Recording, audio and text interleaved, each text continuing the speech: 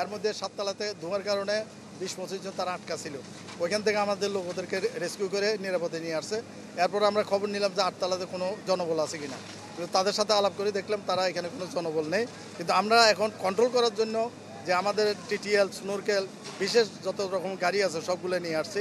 আপনি দেখেন অবস্থাগুলো এখানে আছে, বিদ্যুৎ লাইন আছে, কাছাকাছি গিয়ে কাজ করার মতো কোনো পরিবেশ নেই। কিন্তু আমরা অলরেডি আমাদের লোকজনকে 5 তলা পর্যন্ত আমরা অবস্থান করতেছি।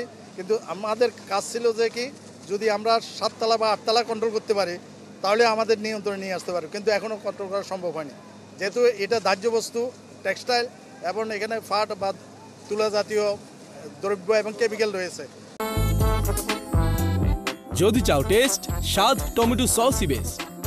এই 2-3টার কারণে আমরা রিস্ক মনে করছি, যার কারণে আমরা এটা আস্তে। আজকে তো সপ্তাহের কর্মদিবস ছিল, হিসেব অনুযায়ী শ্রমিকদের থাকার কথা ছিল।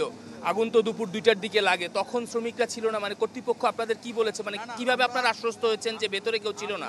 এই মুহূর্তে আমাদের চিন্তাধারা হলো যে কি, আগুনটাকে প্রথম নিয়ন্ত্রণ আনা। আমরা যতটুকু পেরেছি কর্তৃপক্ষের সাথে আলাপ করে, কর্তৃপক্ষ বলেছে 8 তলাতে কোনো লোক ছিল না, নেমে গেছে, কিন্তু 7 তলা এবং 6 তলা ছিল, ওদেরকে রেস্কিউ করা।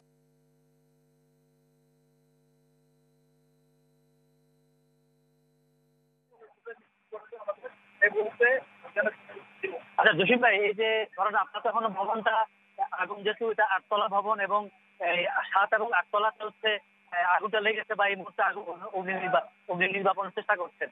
দেখা গেল যে আপনারা বাইরে থেকে আগুন নিবানোর চেষ্টা করছেন, ভেতরে যেতে পারছেন না। যদি বলেন যে ভেতরে যাওয়ার জন্য আপনাদের কোনো পথ আপনারা খুঁজে পেয়েছেন কিনা, আর কোন কোন প্রযুক্তি ব্যবহার আপনারা করছেন, আর এখানে কতটা ইউনিট কাজ করছে আপনাদের? জি।